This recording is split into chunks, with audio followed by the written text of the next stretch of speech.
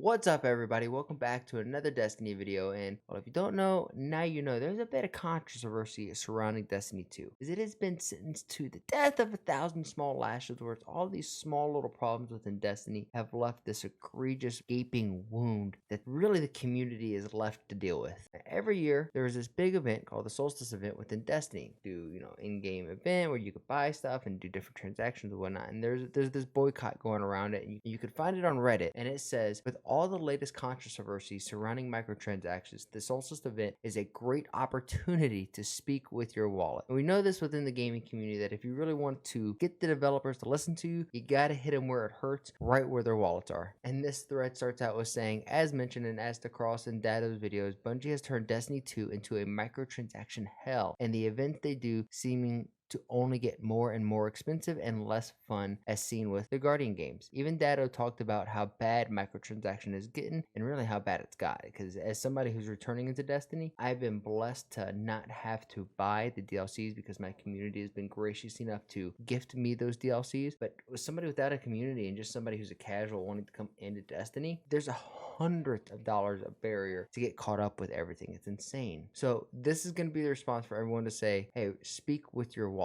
And here's the proposition: no one buy anything during the Solstice event next week. Just simply that. If we want to change the ever worsening Eververse store, and you will want to, the heightened amount of microtransactions, this is our chance. The armor will be back next year, so it's not like you're missing out on anything. Worst case scenario, you buy it next year, but some sort of change needs to be made. We know that Bungie got the message when we see any of the following changes will be made: earnable cosmetic armor for events, and you could still say that like other cosmetics can still be bought, but like within any kind of in-game event, there should be a way for you to earn cosmetics. I don't see why like Bungie hasn't looked across the pond and seen how a Halo Infinite had its terrible launch and start with just Halo Infinite as a whole, but they had the same problem where they had like in-game passes, like the Samurai event. The first one is the one that I think of, where the thing that they were marketing was pay-gated behind a wall. It was the Uri armor. It was like you got the core set, but if you wanted the marketed armor, the one that they were showing off, you had to pay like $20 to get it. And it seems like Destiny has fallen into that same bandwagon, and Halo Infinite didn't get away with it. Bungie sure as heck ain't getting away with it. Another thing that needs to be changed or added so that we know that the Bungie devs are hearing us is that silver is being added to the battle pass. I was on stream the other day when I realized I was flipping through the battle pass. I said, yo, there's no way for you to earn silver in this, not even the amount for the next season. So if like you spent any of it, you'd have to buy next season, but at least it gives you something to either, hey, return, like be a returning Destiny player that we can keep getting into that new battle pass, and just one battle pass can pay for the next one, or at least it gives you something to say, hey, I want to go dabble into the Eververse store and see what I got, and at least I could feel good because I earned this silver through the battle pass. That's not even an option, which is crazy that this game has been around so long and some of these things aren't even an option in the game. And we either have to roll back the battle pass price to 1,100 silver, or get a 1,200 silver pack being purchased in the stores, where if you buy 1,000 it can add 200, because they do something really sleazy and grimy within Destiny, where if you want to buy the battle pass, it's 1,200 silver, but you can't go in and buy 1,200 silver. You either buy 1,000 silver and have some silver left over, or you have to buy 2,000 silver, and then now you have to pay over the amount of the battle pass, and it forces you to buy more silver than you need to go use it in the Eververse store. It's very gross. Price reduction in the Eververse cosmetics: armor should only be $5 to $10, not $20. Once more, look over at Halo Infinite. Halo Infinite and Destiny 2 seems, at least in the item shop,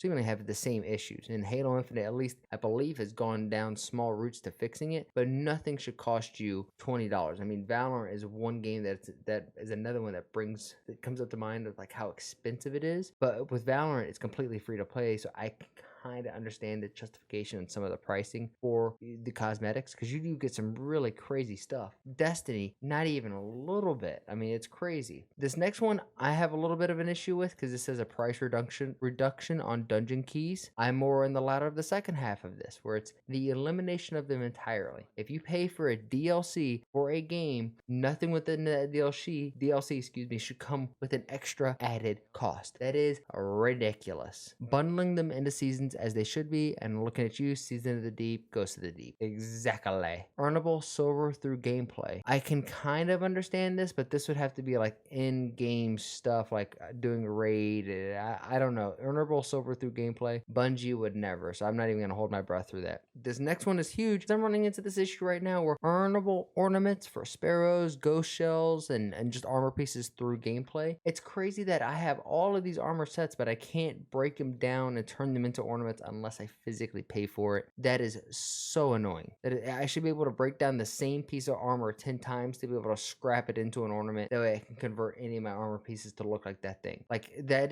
one hurt my heart and hurt my wallet when I figured that out. It actually didn't hurt my wallet. My wallet just got pissed because it was just like, hell no. And in the thread, there was an edit saying that these don't all need to be done. Just one of any of them. There are issues that people have brought up, and these issues Bungie's boxed them in, which show that they aren't solely focused on squeezing every last nickel and dime out of their own community. This is specifically addressing the microtransaction issue, which I think personally is the biggest issue in Destiny 2. If Destiny 2 was a true, like, free-to-play game with added... I mean, you can't say it's a free-to-play game with the paid DLC, but...